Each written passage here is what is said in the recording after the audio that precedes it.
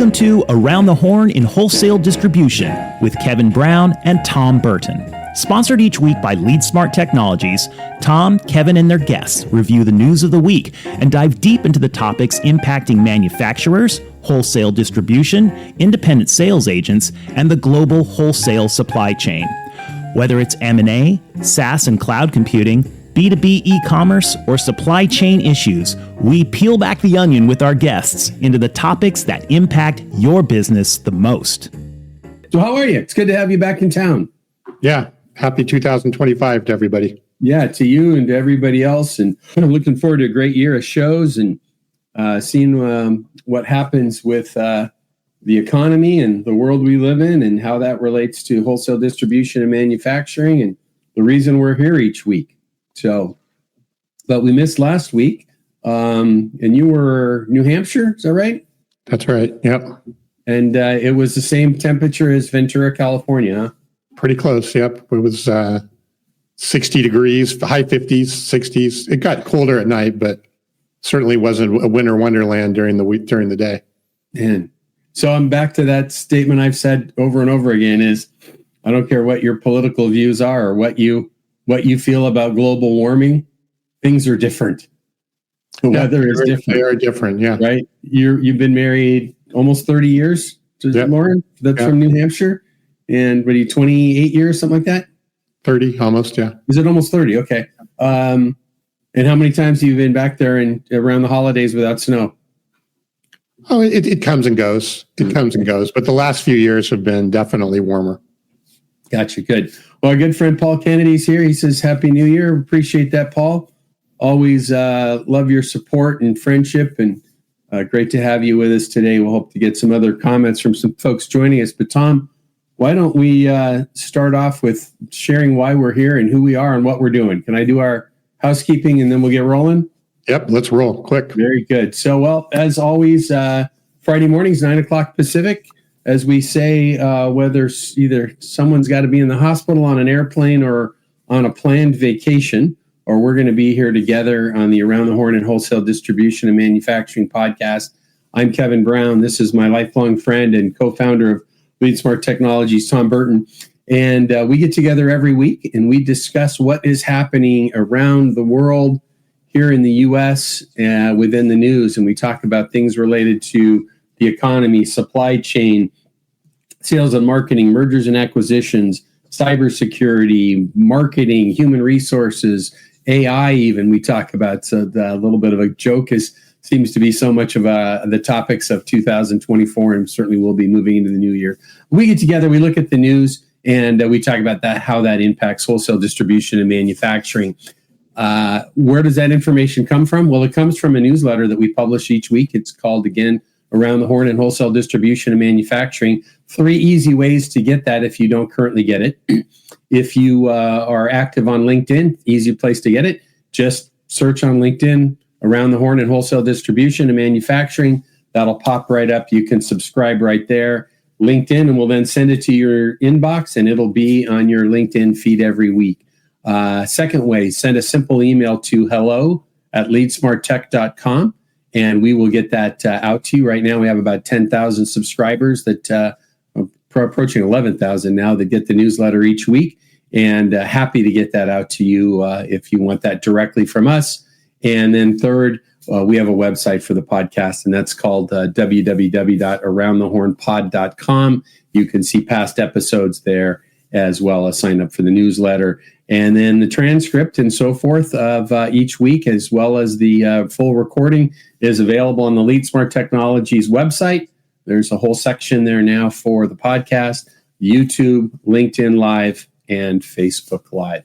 So we do this every week. We try and get some good guests in. We've got some great guests coming very soon, and we would love to have you join us on an ongoing basis. Finally, though, 2 last things before we jump into the news. One is the only way we're able to do this is because people like you come and join us.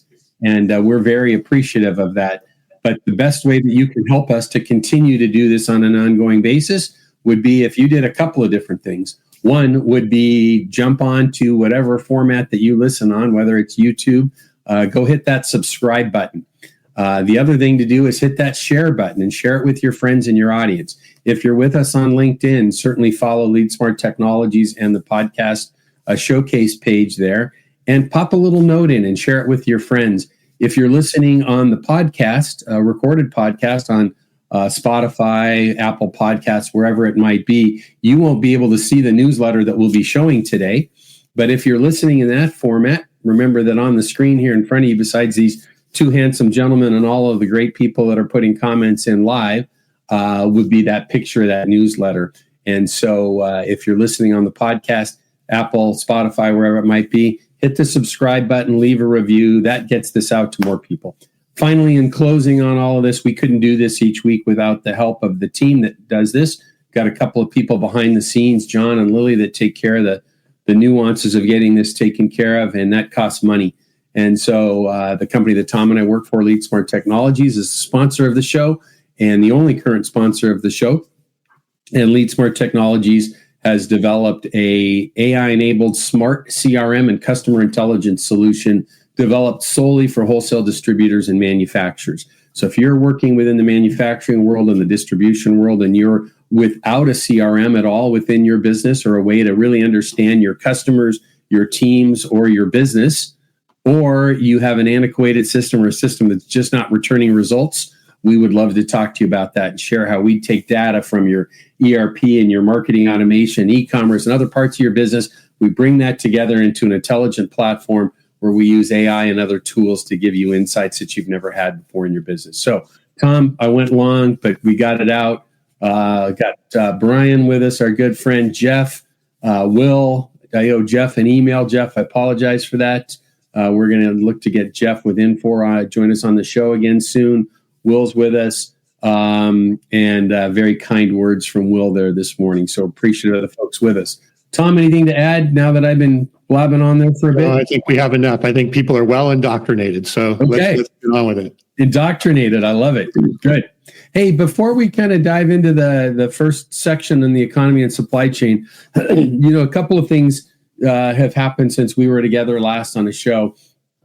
When we were last together, they were just pulling together the votes to get the U.S. budget passed and get that kind of the next level. The reason I bring that up, it was kind of interesting because we've got something kind of unique and interesting going on here in the U.S.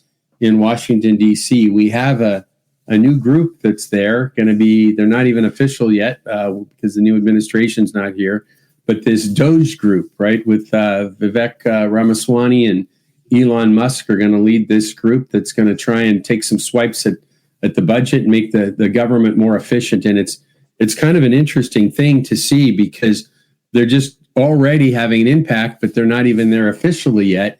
And it's just intriguing to me to kind of watch these people from technology and business world come in and take a business look at how the government is operating.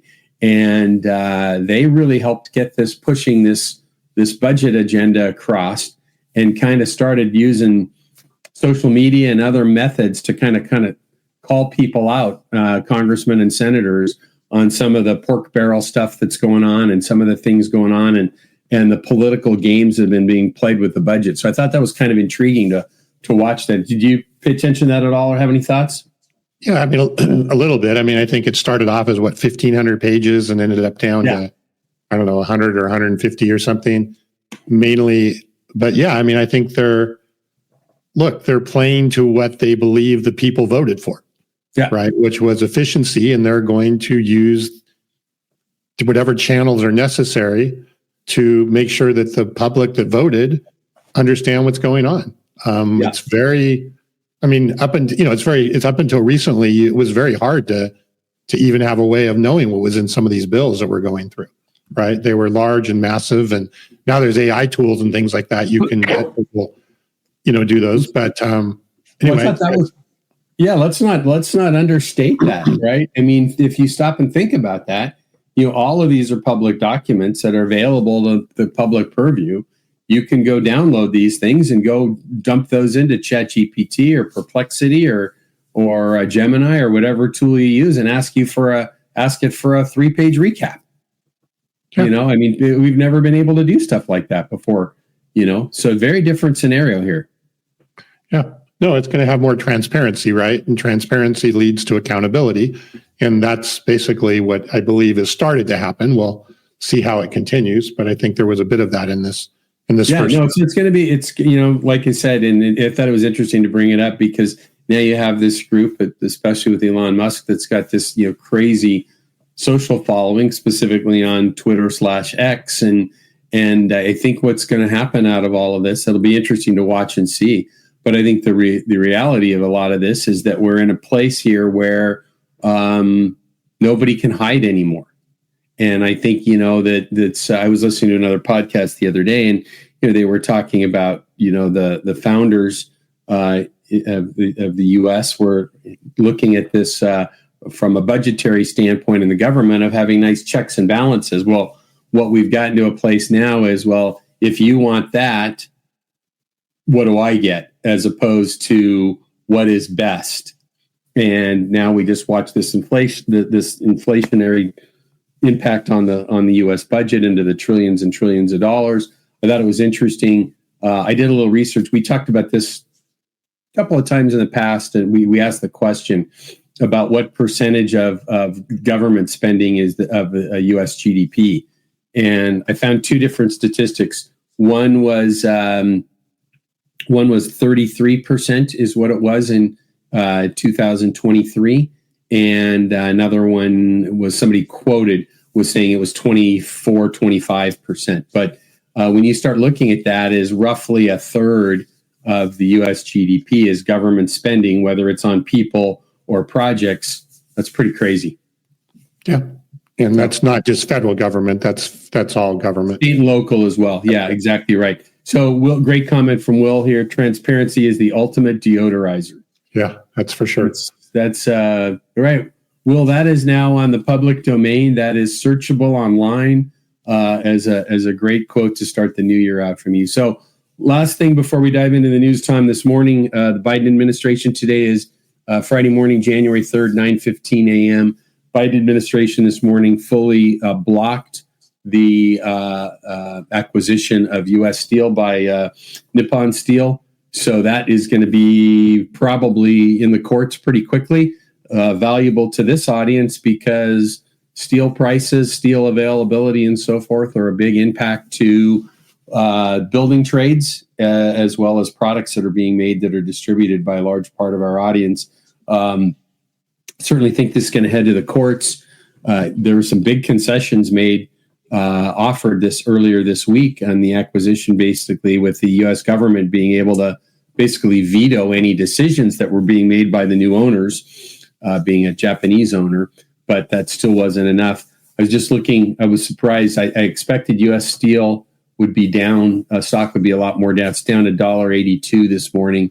Let's see, going to look at what the percentage was, but anyways, it was. I thought it would be a bigger hit to that as well, but we'll see what the incoming administration does. The incoming administration, Trump has already said that he agreed with blocking it, but there's some additional fixes in there and caveats in there now, so we'll see what happens next with that. So something to watch. Okay, good to hear from our good friend Dan Judge. Dan. Probably, I'm guessing this time of year is probably in Florida, not in Lockport, New York. But Dan, we always appreciate when you're with us. I'm due for a phone call with Dan. I'm going to set that up. I haven't talked to Dan in a while, so that's great. Dan is the founder of Net Plus Alliance, one of our great partners at LeadSmart. Let's dive in here, Tom. Economy and supply chain. So China manufacturing activity slows in December as trade risks grow. Any thought on your side on that? Well, I think these first two articles actually end up, to me, and there was even another article downstream a little bit that go arm in arm. The second article, tariff. Yeah, tariffs could jump by $800 billion annually, and basically, right. So this isn't shocking to me anyway. It says China manufacturing down, but if you then look at the next one, the next couple articles talking about everybody now trying to find ways of getting alternative sourcing from places other than China, right? Sourcing materials. What I found interesting in that article is I think that the proposal is an additional 10% tariff is what the additional that Trump is proposing. And what they were saying in there, for a lot of, that could eat up profit margin for a lot of companies. Well, that's the biggest point that my takeaway from the article, and that came out of this. So the two articles that we're kind of initially referencing. Third article is going to talk a little bit about tariffs that Mexico is working on. But again, if you're listening in on the podcast platform and you're listening and not watching, we're looking on our screen right now at the newsletter that we publish each week. And again, happy to send that to you if you don't get that. But the first article was an AP News article about manufacturing activity slowing in China. Now, that could shift pretty quickly, right, Tom, with government just propping some things up artificially, which is the biggest concern here in the U.S. is that's not a fair playing field when the government is artificially pumping things into an economy in that setting to manipulate prices. Second article is from CFOdive.com, and that talks about, to your point, Tom, you brought up earlier, about $800 billion annually could be the tariffs in that, again, from CFO Dive, but that's from a PricewaterhouseCoopers or PwC research study. And to your point that you just made a minute ago, the risk here for many, many companies is the increase in tariffs could be more than the profit margins that these companies operate at. Mm-hmm. Crazy. Yeah. Which is the whole point of these articles, right? Is that everybody seems to be scrambling, looking for alternatives. Yeah. And even if China is going to subsidize, which they will, I'm sure, to bring down, it still, to me, seems like a risky proposition. And because you don't know what's going to happen with the tariffs, you don't know what's going to happen with some of these other, even supply chain related things we're talking about. So it doesn't, anyway, it seems like it aligns very much with what we've been talking about, is a lot of scrambling to identify alternative sources. Yep. Well, that's, the impact and why we talk about it here is it could be huge. And so now we're talking about, and we're going to talk about it a little bit further today as well, but we're talking about and this is, so we'll talk about alternative sources and so forth, but we've been talking, as long as we've had this broadcast or this show that we do, we've been talking about nearshoring and onshoring. Challenge with that is, in most instances, you can't do that in a flip of a switch. And no. We've got with us today, if they're still listening in, I'd love maybe Paul Kennedy's thoughts as a president and CEO of a large distribution company, and maybe what Jeff or Will are hearing from talking with their customers is, if you're starting to look at these issues popping up, is you can't just change out a major supplier, in a week. And now people went through a lot of these types of things when we had the pandemic hit us, but this is something that takes some time to do, especially if you're on the manufacturing side of things. So this could be, pretty major impact on folks. And I don't think you can run for the hills fast enough on some of this. Yep. Good. So the next one we talk about here is a Reuters article talking about Mexico unveiling new tariffs. Now this is kind of starting off with them. What they're really kind of looking at with this is, as they call it, starting with e-tailers. And this is basically Chinese product coming in to their country through third parties that are bringing a lot of goods in this setting. So this was kind of an interesting as well as, and I'm going to go ahead and jump on the bandwagon I talked about from probably latter part of Q1 last year and talk about it quite regularly. Is watch Mexico, watch Mexico, watch Mexico. We talked earlier about steel. Now we've got the tariff issues. We've got China potentially trying to get around steel tariffs and blockades here in the U.S. Through Mexico. I think paying closer attention to Mexico is probably very wise for all of us in the business world. Yeah, and we've talked a lot about Mexico from a lot of different perspectives. I'm not sure I fully understand the strategy here with Mexico. They're saying if you do not have an international treaty with Mexico, you'll face a 19% tariff. So is the strategy to make, that they actually have the relationships and the treaties in place, and to avoid kind of the bootlegging that's going on behind the scenes? It wasn't 100%. Maybe you have more insight into this, but yeah, I think it really wasn't I clear what the strategy was here. No, I think the clearly for me, the view of this is Mexico starting to flex their muscles, and they're saying, okay, you know what, we expect and we want to have. So we have NAFTA and other treaties and so forth with Mexico. But what they're saying is if they don't have something fully in place with these other countries, in the article, I'll just quote this from the article. It says Mexico does not have an international treaty with China. Goods entering via courier companies from Canada and the U.S., which are part of the United States-Mexico-Canada Trade Agreement, USMCA as it's referenced, will be subject to a 17% duty if the value is greater than $50, but does not exceed $117, which is kind of interesting numbers.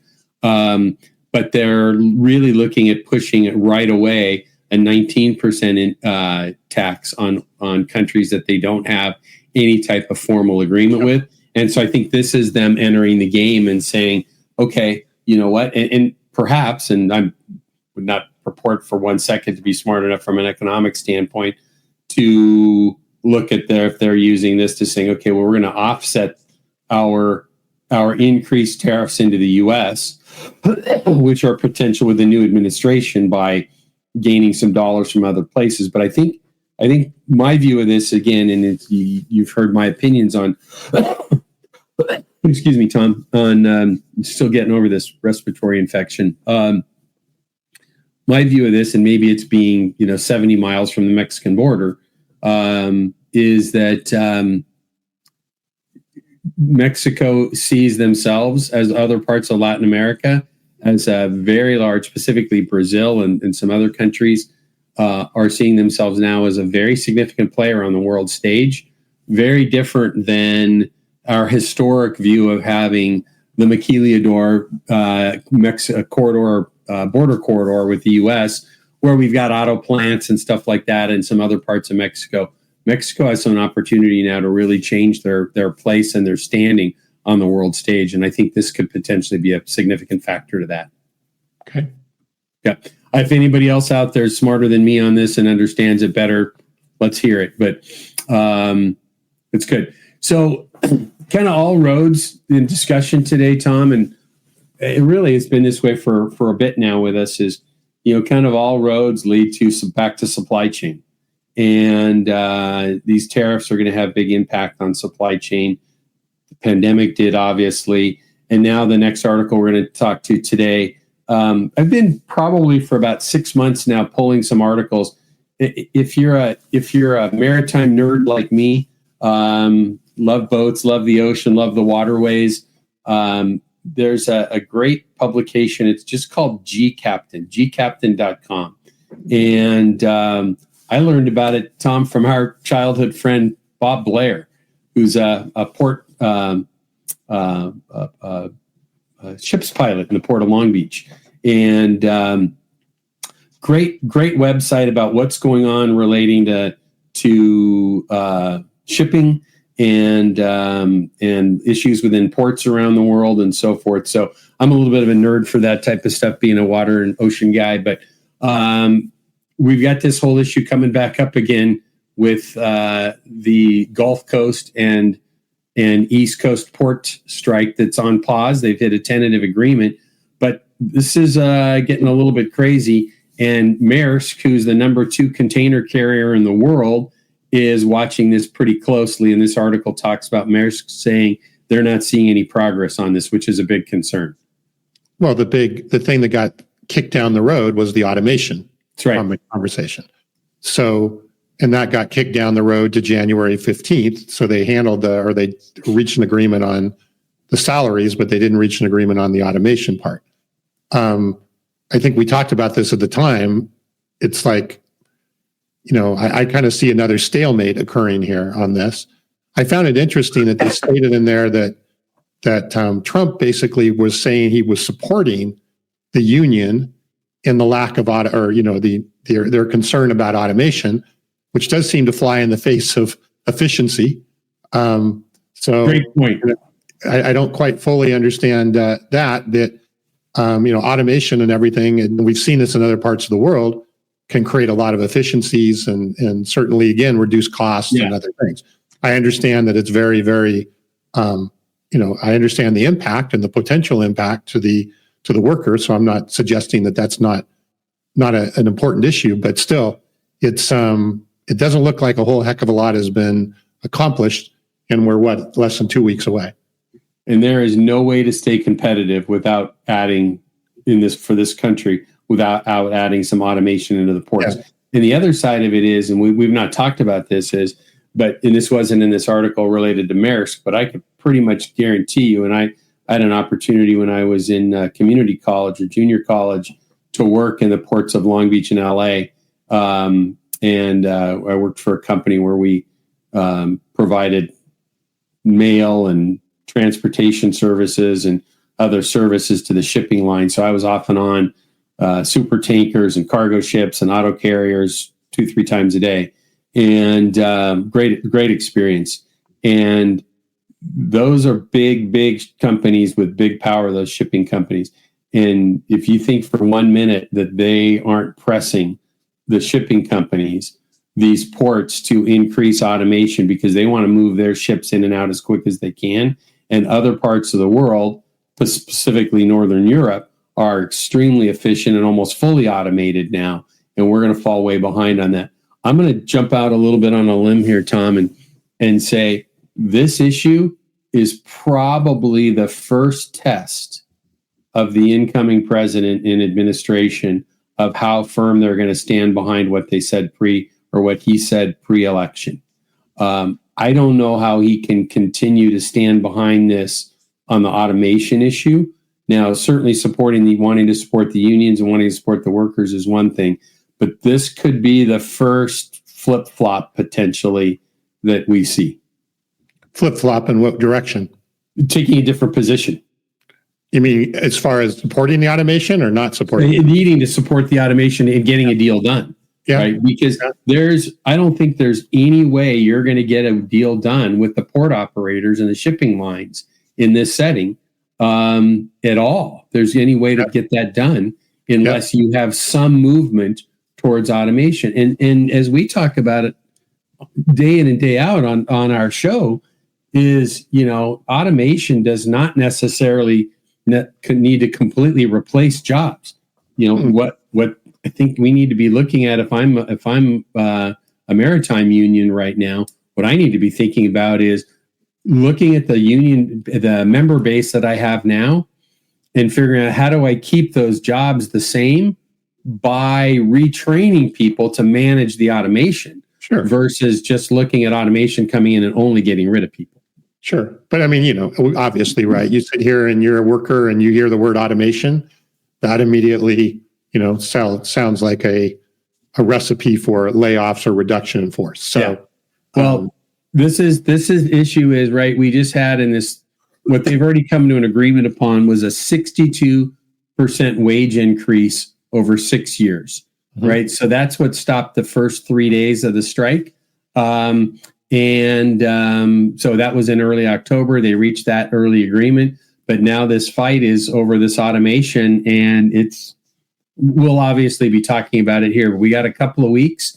And going back to, and Paul brought us a good comment here about, he says between tariffs, supply chain dynamics, and port labor talks, which good point here. Hopefully this is only a short-term impact. All create overall uncertainty in project budgeting, pricing, and ultimately shake the confidence in moving forward on investment and financing projects and inventory. So, that's pretty straightforward. And that is, that's from the horse's mouth right there. And that's from a guy trying to remember how many new locations and warehouses DSG, Dakota Supply Group, opened in 2024. And so I would call Paul a bull amongst, from a thinking standpoint with his executive team in how they're looking at things. But a lot of uncertainty that we're seeing. And I tell you what, I hope that I am completely wrong and that they find a settlement on this before there's a strike. But I could see this potentially being another walkout and much longer than 3 days. I tend to agree. I think there's much more on the line here than the salary increase, right? The money was the easy part, clearly, because they got it done so fast. Right. So we'll see as we go from there. All right. Want to roll it? And by the way, the other side of it is we have at the very, you don't need to scroll to it, Tom, but at the very end of our newsletter that we publish each week, we have a segment there called A Second Look. And there's another article from our friends at Modern Distribution Management about this. It's a little bit deeper dive about, but a lot of the stuff we discussed. But another article is there in our Second Look, which is where we reserve that little place to put articles about things we've talked about before. So we have some great quotes that we need to hold on to from starting the new year out. We have Paul reminding us that lack of clarity breeds uncertainty, and Will with transparency is the ultimate deodorizer. Yeah, so, well, we can come up with a top 10 list by the time we're done today. So we'll see. Yeah, that's it. Was that Letterman? Is that who did that? Yep. Okay. What's the Gen Zs here? Don't even know who that is. So, all right, manufacturing distribution. What do you see there, my friend? Two articles. First one, biggest manufacturing technology wins of 2024. And then the second article here, most companies reduced or halted offshore manufacturing investment. I think this second article ties into pretty much everything we've been talking about this morning. But what was your favorite, I guess, if you will, of the manufacturing technology wins of 2024? Yeah, that you jump back over there. I don't know about favorite. Some of them, they talked about, I'll just kind of hit them a little bit. Why don't we do that? And then we can chat briefly about it. They talked about 5G connectivity, revolutionizing manufacturing. I think that becomes key as we start talking about smart manufacturing and so forth is, nothing, our world around us, right? I remember, this was probably early 2000s. A friend of mine in the manufacturing business that I was doing some work with in Ohio said that, you're only as good as your closest tower, talking about cell connectivity. But same thing with the broadband that we have within our facilities, right? It's pretty powerful, the impact that has on us. So this is talking about 5G revolutionizing manufacturing. Not something I know a lot about. Sustainability. They talked about really focusing on in fact, they talk about the big electrical manufacturer, ABB, learning about getting employees involved in sustainability. But digitizing maintenance creates better leadership. And I think that's probably one of the biggest takeaways is this is specific, and we talk so much on this show about distribution, but, in the manufacturing side of this, distributors have astounding amounts of data, more than, you've commented about this many times, more than any industry that you've ever seen. I think you've said the amount of data, relevant data that's available to a distributor is phenomenal. And that's based upon the buyers, right? And then it also, some of that is based upon, the behaviors and so forth of the manufacturers that they work with. But manufacturers have that data on the other side of things. So they have this mass amount of data related to how their efficiencies are working in their plants and so forth. And I think this is a big piece of what we're going to continue to see is the adoption of technology away from the type of technology that you and I work within AI and customer intelligence and so forth. That's the front of the house. Back of the house stuff, when we start talking about supply chain and manufacturing efficiencies and the data that's just coming out of machinery, I think is going to be some of the biggest things that we see. And this is probably, last year we saw a lot, we talked about it a lot on the show here, but I think this is probably going to be even a stronger year where we see the amount of data that's able to be used on a manufacturing floor, from taking supply chain data from vendors and machinery data and marrying all those things together to gain deeper insights than probably have ever been available. I see that as probably the biggest. Yeah, my favorite one on there, I think it was the last one where they were talking about the robot dogs.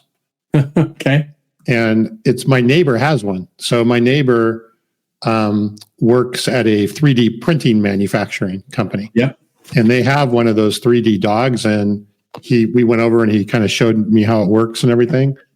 it's pretty interesting, right? Basically, it's the robot dog, and I don't think we have a picture of it here, but the robot dog basically roams around the manufacturing plant, much like a dog would, kind of looking and sniffing, quote unquote, digitally sniffing and looking for situations and issues, and it's really, really interesting. And that was one of the things I found the most intriguing of the. That's great.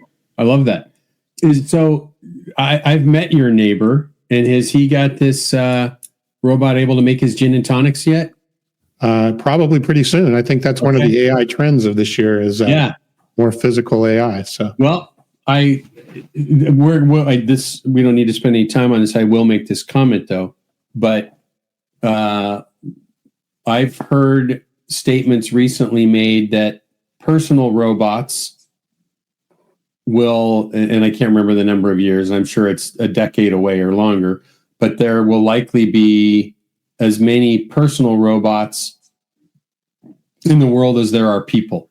Now, that doesn't mean it's the size of a human. It might be a small, something that takes care of something for you at work and something else at home. But Jeff's got a nice funny one for us there as well. So the dog better get on that. Mine's down the hall, so I'm gonna have to have him learn how to do some things for us if he wants to be relevant anymore. Cooper, you hear that? But I think we're going to see so much, not just on, obviously we talk a lot about digital twins, where we're all going to have many digital twins in our lives. That's a digital thing, but the actual idea of having personal robots, and guess who's one of the people that are leading the charge on building those? Yeah. Same guy that brought us the electric car. Yeah. You know? So we're going to talk more about that in a minute, I think, on some of the AI stuff. But anyway, that was and those, they're pretty expensive right now. I think he said they spent over $100,000 and they're not it's not as sophisticated as it could be, but it will get more and more sophisticated. Oh yeah. It's very limber, and it's just amazing to watch it kind of in operation.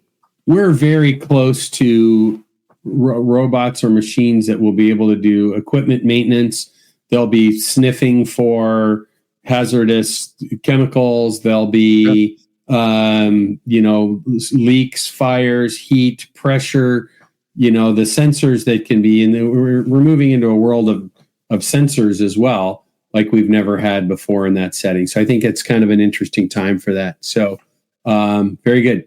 All right. Let's go on to e-commerce and marketing, because I think we covered before. Yep. So a couple of articles there. We don't need to spend much time on that. There's an interesting article, though, about this comes from Digital Commerce 360. Kimberly Clark expands focus on e-commerce and digital transformation. For time's sake, I'll hit that pretty quickly. We are getting more and more into a place where major manufacturers are finding the balance. I'm always nervous as I talk about this, especially when we've got, wholesale distributors that are with us and listening in closely. But we are entering more and more and more into a place in a world where manufacturers are balancing their market presence and their distribution partners, and then what's available to them as well to bring their product to market. And so we're seeing more and more manufacturers that are fully committed to their distribution network, but are also placing their products online. Now, I've talked about this, and I've watched this for years. I've spent my entire career, a big part of it in that middle layer. I've spent between manufacturers and distributors, running a manufacturer's rep agency for years, of the frustration of distributors worrying about manufacturers selling direct and don't want to share information and so forth. But I think we're really at this place now where everybody can go find the customer very easily. There's not a lot of data that can't be found at this stage. And this article talks about Kimberly Clark's balancing act of their own direct-to-consumer or direct-to still in B2B space, but just say direct-to-business solution that they're offering and balancing that with their distributor partners. Well, the one of the things that was, and I think this is something that is it practical for everybody to be going direct, or is it not? one of the things that they brought up here is that, what do they say? Literally billions of searches for best diapers and things like that, right? So there's a lot of search traffic and inbound searches that are happening for the products that they sell. So it makes it easier for them to kind of become a channel, right, very quickly, because there's so many searches for it. If you're selling a product that is not generally searched for frequently, and it's not really an inbound thing, then that changes. It makes that job a lot more difficult. So, but if you are a manufacturer where you can capitalize on that inbound search traffic, then why wouldn't you? Yeah. Right? Yeah. So I think the other side of that too is, and this is a whole different discussion, and we've talked about parts of it before. But when you look at that on the B2B side of things in particular, is the idea of when Amazon Business popped up, or it was Amazon Supply to start with, and they were very straightforward about it. I've commented on this before because I was actively doing business with Grainger at the time and visiting them regularly, as well as others in this Fastenal and MSC at the same time. And Amazon Business flat out said, look, at the time, I think the number was $3 billion that Grainger was doing in e-commerce. And Amazon said, we're launching this as well. Well, so many people looked at that as, on the distribution side, as, well, my manufacturers are going direct by selling to Amazon. Well, and through Amazon. But the reality of it is that was just another distribution channel or another distributor. But I think that the big takeaway from this article and similar articles that we've talked about here is, if you're a distributor, now more than ever is the time to have your e-commerce play in place and to be in a spot where you can provide so much relevant data and partnership to the manufacturers that you work with, that they're able to get every place that they want to be through their distribution network, and they don't need to bother with doing the e-commerce plays on their own. Again, I think it just depends upon, right? To me, the Kimberly-Clark play was low friction because there was already so much search traffic. Why not jump in there, and they can afford to buy the traffic and do a lot of those things. And anyway, so I think there's certainly not a one size fits all strategy. It's absolutely very much dependent upon the business and the situation. So good. Tom, before we jump to the next article, let's jump back to the thing we always need to do here. We're way past middle of the show, but this is the reminder that if you're listening on the podcast, I don't know why I put my hand by my ear when I'm referencing people who can't see me, but if you're listening to our show today, versus watching us live on LinkedIn Live, YouTube Live, or Facebook Live, and you're listening on one of the podcast formats, Spotify, Apple, Odyssey, wherever it may be, you're not seeing the newsletter that we post each week, and we send this newsletter out to thousands and thousands of people. If you don't get that, we'd love to send it to you. You can get it 3 simple ways. If you're active on LinkedIn, you can just search Around the Horn in Wholesale Distribution podcast, and that will pop up our showcase page there, and you can subscribe to the newsletter there. You can send us an email at hello@leadsmarttech.com. We'll get that right out to you, or you can go to the website for the podcast, which is www.aroundthehornpod.com, and you can see previous episodes there, sign up for the newsletter, subscribe to the other channels. So if you're in that spot, please sign up if you don't get the newsletter now, and you'll be able to enjoy that like others do each week. All right. So where do we want to go now? Let's hit those marketing tips. We're in our marketing and e-commerce section. Let's just hit those marketing tips for 2025 real quick if we can as well. Yeah. So that was talking about, the importance of being present, right? A kind of an omnipresence, if you will, on social media and other places. I think there's a caveat, as you know, right, in my previous life, I had a marketing agency, and I'm still very interested in the whole marketing area, even though I don't spend as much time with it as I used to. But LinkedIn and some of the social stuff is getting very noisy with a lot of the AI stuff, and especially a lot of the AI commenting. And I really think that, while I don't disagree with the points in this article, that having that omnipresence and being visible and all of those types of things, I think that the level of strategy that you really need to be thinking through and understanding who your customer is, your ideal, who you're trying to reach, all of that kind of stuff is going to be more important than ever. And then identifying a content strategy that, again, rise above the average, because there's so much average content out there, and there's more and more average AI content being created all the time that is just noisy. Yeah. And I just like, I was on the plane yesterday, I was like trying to scroll through LinkedIn, and I was like, this is a bunch of crap. It's like there's nothing here that is catching my attention, or very little. Obviously, you missed all my posts. Yeah. Those go right to the top. So. No, there is, and it's kind of interesting when you talk about LinkedIn. I think this was interesting though from this article, and a lot of companies in social media goes so far beyond, and a lot of times in B2B we think so much about LinkedIn, but it's interesting enough. Even if you just look at the screen that we have up now, the picture that goes with this article is showing lots of different platforms here.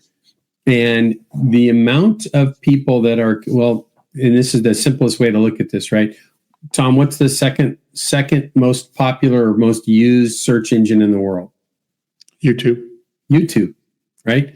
But we don't think about that typically in the distribution or manufacturing world, about how much content do we have about what we do in our business on YouTube, right? I don't know about, your household, but my wife, who runs a successful business as well, and is a very bright woman, she spends a whole lot of time scrolling through Instagram and TikTok as well. And guess what? Just because people might not be going to those other platforms to look for HVAC solutions or an electrical connector or a Klein tool or whatever it might be, does not mean they can't be influenced there, because they're spending time there. And it's what generation are we? Are we, Tom? We X? It depends upon. Yeah, we're right on the edge of baby boomer and X, right? So the point is, baby boomers, Gen X, Gen Z, so forth, are all on these social platforms.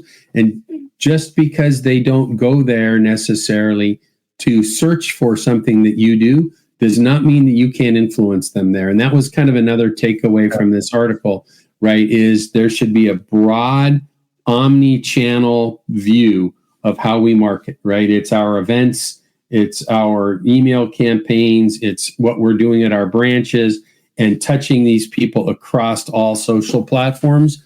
And the days of guys that are in their 50s and 60s, and guys and gals, of poo-pooing the idea of touching their customers on social is way behind us, and it's time to catch up if you're not there yet. The last comment I'll make on this before we jump into technology and AI and cybersecurity segment is back to that comment that we started with here, is YouTube is the second most used search engine in the world. People are going there and looking for things about how to install drywall, right? What type of tool to use for X job, what to do with this particular thing. So somewhere we should all be even more up. Great comment Will made. It said if TikTok ban goes through, which is highly likely, unless they're willing to sell it, YouTube becomes even more relevant, and Instagram will be as well, right? It didn't take Instagram long or Facebook to knock off the real kind of concept that's there. So, yep. So interesting. Oh, there you go. So Tom, we missed Gen X by a year. Yeah. There you go. Thanks. David's got a great comment. Appreciate David Gordon being with us. David, I'm going to reach out to you soon. We'd like to get you back with us on the show this year. It's been too long since you've been with us. So interesting talking about marketing and video and AI. TikTok and Alibaba's owners seeking to discount LLM model by 85%. And that could be trained on that TikTok content, which is an interesting thought. That's a kind of a rabbit hole that we could go down deeply about. This is a whole nother topic. In fact, Tom, maybe we should talk about this down the road. Is there's these LLM models, to David's point here, that are coming out of China. There was another new one announced last week that I was listening to some people talk about that they have been playing with, and the costs are a fraction of what you would see from the other more well-known models that are out there. And that's because of what they're using to train the models. They don't care about any rules and regulations and laws about where they're going to get the data from. Yeah. Right. And, there's a tremendous amount of data in this case on TikTok, as he's talking about. Yeah.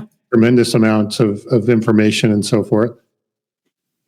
I think that, though, ties into this next. It does. This next set of articles that we can jump into. Do you want? We have 3 articles here in the technology, cybersecurity, and AI. Yeah. Well, let's kind of wrap the first 2 up, and both of these are from Reuters. The first one is from last week. U.S. Treasury says Chinese hackers stole documents in a major incident. Second one, again from Reuters. Putin urges Russia's government and top bank to boost AI ties with China. That just makes my skin crawl. Second. That's what I was going to tie into this one. The second one here, right? One of the things they mentioned in this article is, what are some of the things? What do you have to build models? You have to have chips, right? And in particular, the NVIDIA chips, right? That are the ones that everyone are trying to get their hands on. Of course, there's other chip makers that are jumping in. But what they're saying is that we have been keeping Russia from buying those chips. And I don't know what we're doing with, I really honestly don't know. I think it'll be interesting to find out.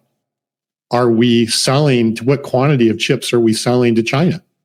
Right. But Russia's not able to get their hands on these chips. So therefore they're at a disadvantage as it relates to building these models. And then they're coming back and saying, well, then, hey, we'll partner with China to see, maybe that's a way for us to get access to some of these hardware things that we need to do to build these models as we go forward. And the willingness to do nefarious things is pretty clear on both sides on that side. So yeah, and even if it's not nefarious, there, as you pointed out earlier, right? There's certainly a lot less guardrails. Let's put it that way. Yeah, on what they're going to be. That's an understatement, huh? Yep. So it's interesting, though. Let's kind of jumping back to some of these hacks. Is the Treasury Department, right? I mean, state-sponsored hackers were in the United States Treasury Department system. I mean, that in itself, to me, just kind of makes my head want to kind of explode. And now I have to try and think globally on this as well. As is there a podcast on right now in Russia or China talking about what the U.S. has been breaking into as well? So I don't know what this country is doing, or other countries are doing, but makes me a little nervous when we start thinking about the level of the breaches that are going on.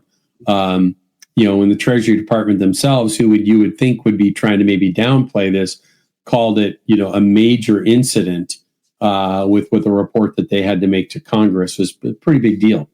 Yeah, no, it's a problem, and I have some friends do a lot of government work, and government security and security projects are big on the list coming up. I don't know exactly how that will fit into all the other things that the new administration is trying to accomplish, but there is a lot of the security in the government is very antiquated. So there's a lot of money and projects going into that. Decades old systems, right? Yep. Yeah. So it's interesting, though. I think these we'll come back each week and we'll talk more about these things and we'll follow them a little bit closer. So, which one do you want to catch next there, Tom? You want to jump into the sales and M&A? Yeah, I mean, there's a decent article here from Inc. magazine before we move on, is the big 2025 predictions for AI from the Hugging Face CEO. Hugging Face is one of the largest platforms for open source models and so forth. One AI of the things, models, right? AI models, yeah. Yep. I won't go through all these, but it ties into what we were talking about earlier with the robots. I think his prediction is that, physical AI, so that's the term that kind of can be used to categorize anything that's a robot or something that has a physical presence, this is going to be the year of sort of seeing that physical AI capabilities come available and be made available. I think he said he thought there would be over 100,000 personal robots ordered during the course of the year. Mm-hmm. I agree that we will make big strides. I don't think this is going to be the year. I think there's still a lot of other challenges that are going to get in the way of that from an AI perspective. Like $5 eggs. Pardon? Like $5 eggs. Like $5 eggs? Yeah. You're not going to buy personal robots when you're paying crazy prices at the grocery store. Yeah, maybe. Depends upon who those 100,000 people are, right, that are going to buy those things that are there. But I just don't think I think that, there's obviously a lot of early adopters and people that will buy something even though it doesn't work quite the way that it, and I think we will make some great strides. I just don't think this will be the year, but. Well, I think we're going to see that. Prediction. I think, that's good. And by the way, we need to promote a little bit. We did last year, the second most fun show of last year. The first, the most enjoyable and fun show that we did last year was the 100th episode. And, great guests. We had 7 guests with us. But in January of last year, we got together with Mike Marks with the Indian River Consulting and Dirk Beveridge from We Supply America and Unleash WD, and our good friend Ian Heller from Distribution Strategy Group. And we took a look back at 2024 or 23, and we looked forward at 2024. And those fine gentlemen who are in great demand for their knowledge and wisdom have all agreed to come back and join us on the 17th. So is that right? Yeah, 17th. So 17th is going to be a great show. I'm going to need to go to moderator training school for that ahead of time, because monitoring and keeping track of Mike is going to be a challenge. And then Ian will get the giggles if we're not careful. So, but that's going to be a great show. We're going to look back at what we talked about in 2024 and how did we all do on predictions, and then 2025. So hopefully that's going to turn into, we'll be planning that again for 2026 and 27 with those same gentlemen. All right, let's move ahead. Sales and M&A. And our sales and M&A segment in the newsletter, December M&A recap. Things were a little slower. This is, by the way, all of our articles come from different sources. We use quite regularly some of the folks that we were just talking about. We use some of the information we get. The Water Distribution Management, Distribution Strategy Group, National Association of Wholesalers, National Association of Manufacturers. We try and use their data quite regularly. MDM is now part of National Association of Wholesalers. And so they publish this on a regular basis. This is from December 30th, looking back. And literally, they've got some charts and graphs in here about the entire year of looking at each month's M&A activity. So they talked about, there was one large deal done by Builders First Source in Colorado-based Alpine Lumber, which was a big deal that were done. But things were a little bit off in December versus some of the other months, but still things powering along. And if anybody wonders if there's dry powder within private equity and or dollars sitting on the sideline from wholesale distributors buying each other, go read this document, because there's a lot of movement out there, and I think we're just going to continue to see more and more of it. Yep, that was a good summary. Good. All right, where are we headed next, my friend? A little bit of people stuff. People stuff. Yep. So let's jump to that one about one-on-one meetings. We were just talking a few minutes ago about our friend Dirk Beveridge, and Dirk's been in wholesale distribution world his whole life, because his dad, he runs the company his dad originally started, and Dirk is the one who called us out almost a year ago and said, you guys don't talk enough about people. So we have our people and leadership segment here that we added in right after that good reminder from Dirk. And so this I thought was kind of interesting. This is we get information from all different topics that we bring. This is from themuse.com, and it talks about, but I read this was like the second or third article that I had recently read, and part of it is because of Jensen Huang, the CEO of NVIDIA that you were just referencing, NVIDIA a few minutes ago, revealed that he doesn't hold one-on-one meetings with his direct reports unless someone asks specifically to meet with him. And this goes through, I thought the article was interesting. And again, this is from themuse.com, but if you Googled dropping one-on-one meetings or the value of one-on-one meetings, you'll probably find quite a few articles about this. I just thought this was a nice yin and yang about why not to do one-on-one meetings and the things that go wrong with them. But then it followed up with, if you're going to do them, here's how to do them correctly. That was pretty cool. Yeah. And I don't think you can, his direct reports, right, are a different caliber of people maybe than you'd have somewhere in other parts of the organization. So I think you have to look at kind of where that sits within the organization. I can totally understand that he probably doesn't need to do one-on-ones with his direct reports, unless they need the help. But there are probably other, levels in the organization that maybe that would be benefited from. Well, and this article did reference that about different levels in the organization, but what they talked about is that oftentimes these are, in the simplest way to put it, is checking a box, right? And we do those because we're supposed to do them with an organization. Mm-hmm. So that doesn't matter if you're a shipping supervisor or if you're a CEO, right? It's how you're doing that. Do we have an agenda?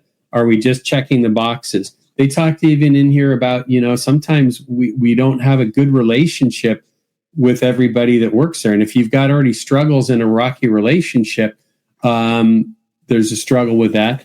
They talk too about if you're already checking in with them regularly and other things, then, and I think all roads with this lead back to, if you're just checking a box that says I'm supposed to have these, they're probably pointless. And it doesn't matter what level of the organization that you're at. So the last section of this article talks about why you should keep one-on-ones. And it said, for employees, one-on-ones can provide clearer guidance on confusing, new, or complicated tasks, provide clarity to team goals and organizational shifts. Support can be given about sensitive topics or political issues going on within the company, provide all kinds of transparency into performance. And it went on and on from there. So it talked about the data that can be reaped by the leadership role as well. So I thought this was a great one to just, if you lead a group of people, paying attention to how you do one-on-ones, if you do them, is key. So Good. All right. What's next for us? Shall we move into our scuttlebutt? Yeah, we can do that. So scuttlebutt section that we do each week, we try and populate some news here about acquisitions. Sonepar, who had divested Valen and the Valen industrial side of things, still had the electrical side of things in Asia. They've divested that into a management buyout from a leadership team there. So that was interesting. So I think that takes Sonepar completely out of any ownership of any of the Valen brand of a distribution there.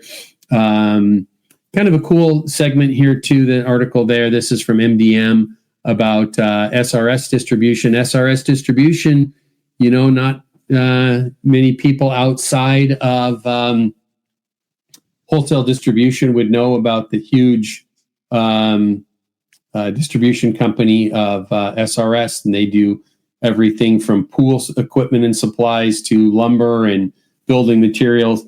They sponsored one of last week's College Bowl games.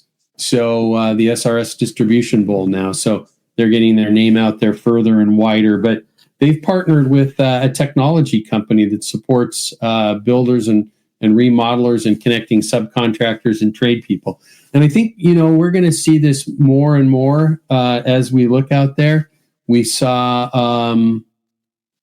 what was the company that just went public a couple of weeks ago, Tom? that was a contractor. Service Titan.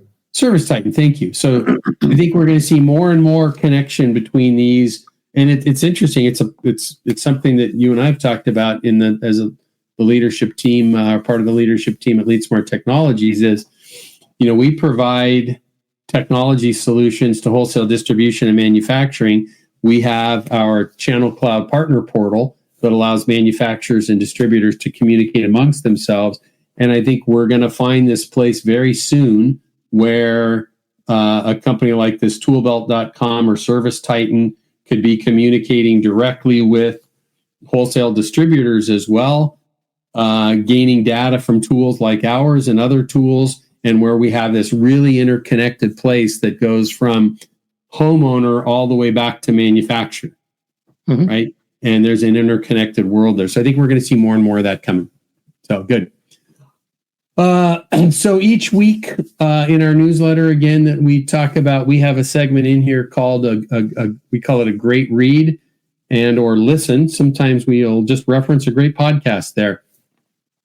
This was kind of, I don't know if you had a chance to look too closely at it, Tom, but this was a Substack article that I think I got this from National Association of Wholesale Distributors newsletter. But this from a gentleman by the name of Skip Richard, and he talks about every new beginning. This was a great article to start the new year off, but every new beginning comes from another beginning's end. He talked about that statement was from the Roman philosopher Seneca, and about this talks about the ability to look at things, capture the good things from it, and then let go of the bad and move ahead. And I just thought it was kind of a nice article to start the year off with. Yeah, no, I thought it was a good light article. Yeah, it was. But if you read stuff like this, and it's funny, our good friend we were just talking about earlier, Dirk Beveridge, just got back from a trip to Greece a couple of months ago, where he was studying Stoicism and philosophy and so forth, and how that goes into leadership and leading ourselves first. So I'm sure Dirk's going to talk about that when he's with us next. But this was good. It just sometimes we need to get out of our day-to-day heads of what we do day in and day out, and going through the motions and think a little bit deeper about some thoughts. So this was great. And so every new beginning comes from some other beginning's end. That was in a rock song from 10, 15 years ago as well, but came from a philosopher, and it's a good way to think about what's good from last year, what's good that's going on with things, what's maybe not as good that I can let go of and not let that pull me down. So I liked it. Yep. Good way to start the year. Yeah. And end today. That's right. And end today. There you go. Very good. Well, thanks for the show today, Tom. We had some great comments from, it's funny. I look at this comment Paul Kennedy made when we were talking about the upcoming show on the 17th. He said a slate of industry icons, but Paul, you're an industry icon as well. Paul is the president, not just the president and CEO of DSG, but he's also the current president of the National Association of Electrical Distributors. So, and board of directors of affiliated distributors. So I really feel appreciative and grateful for the caliber of people, some of the gentlemen from, technology executives like Brian Connolly that was with us today, and David Gordon, who is, I think, thought leader in the electrical and HVAC market. Thought leader would be an understatement to reference David and his thoughts on the day. And obviously Will and our friends from Infor that are with us regularly. So I'm going to go into the new year grateful for what we accomplished last year, and excited for a lot more this year. So any big prognostications for you for the new year before we get together with the other gentlemen? No, I'll save them. I'll save them up. Okay. Good.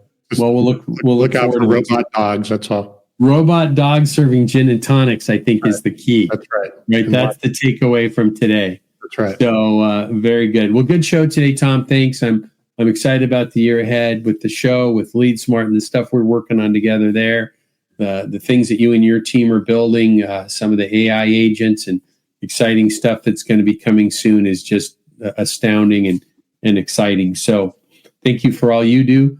As we wind down today, we're going to kind of give the reminders again as we close out the show. As always, We're here every week. Again, I'm Kevin Brown. This is Tom Burton. If you like what you hear, the best thing that you can do is share it with your friends, whether it's grabbing the content from LinkedIn and sharing the show link with some friends and encouraging them to subscribe.